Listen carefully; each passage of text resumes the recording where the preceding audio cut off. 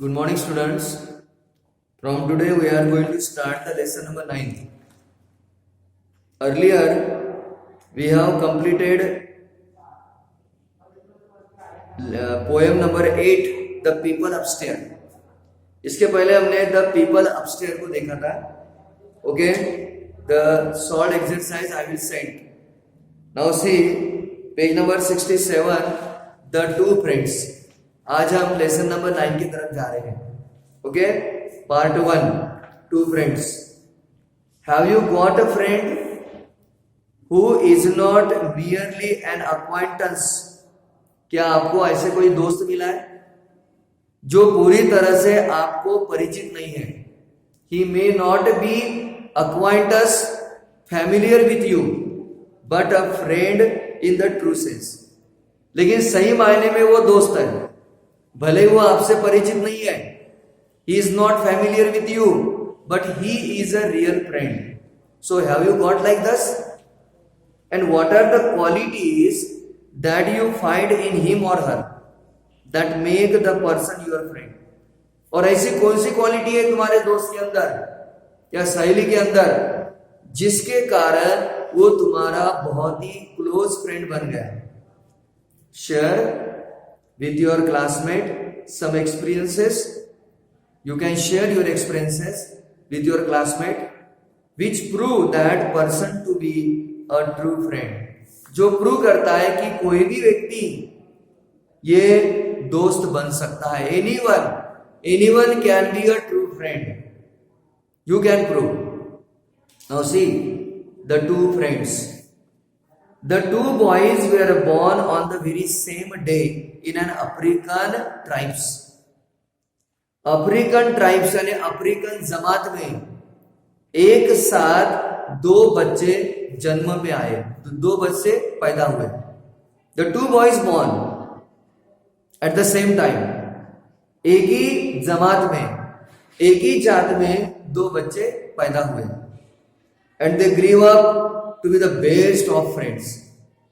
और दोनों बचपन से बड़े और दोनों बहुत ही दोस्त थे, क्लोज फ्रेंड थे.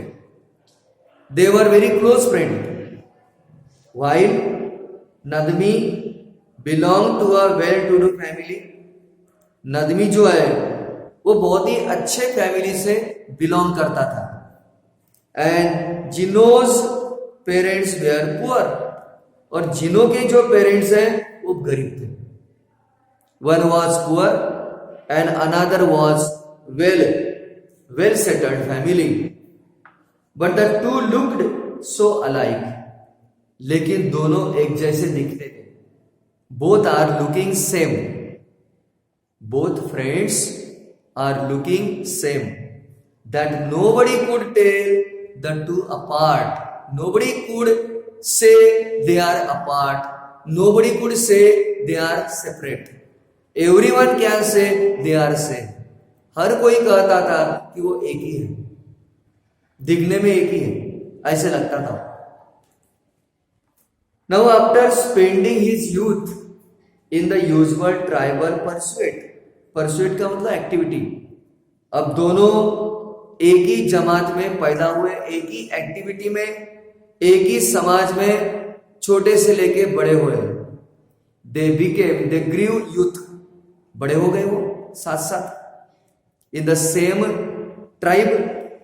Grass cutting, hunting of hairs, mice and rats and later bigger game. Game का मतलब वाइल्ड एनिमल. शुरू में घास काटना, उसके अलावा हेयर्स खरगोश की शिकार करना, माइस की शिकार करना, रैट की शिकार करना, और बड़े होने के बाद वाइल्ड एनिमल की शिकार करना.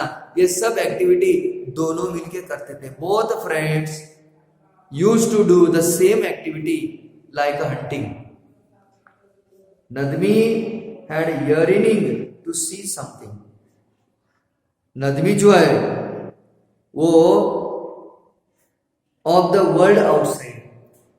नदमी जो है वो दुनिया के बारे में और भी ज्यादा कुछ देखने लगा.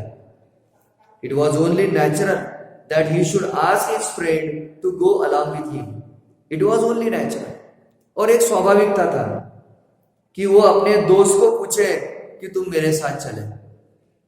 एक दोस्त दूसरे दोस्त को पूछता था। When they reached the neighboring village, जब दोनों एक पड़ोसी गांव में पहुंच गए, when both friends reached neighboring village, Nadmi was dazzled and impressed by the beauty of a girl. नदमी जो है वो एक लड़की के सुंदरता से अट्रैक्ट हो गया। गर्ल कॉल्ड द मलामा, जिस लड़की का नाम था Malama. Nadmi was attracted with the beautiness of the girl called Malama. Malama के सुंदरता से वो अट्रैक्ट हो गए। He immediately asked her to marry him. उसने तुरंत उस लड़की को पूछा, Would you like to marry with me? क्या तुम्हें मेरे साथ तुम शादी करोगी? किसने पूछा? नदमी ने पूछा उस लड़की को, Would you like to marry with me? To marry him, सही।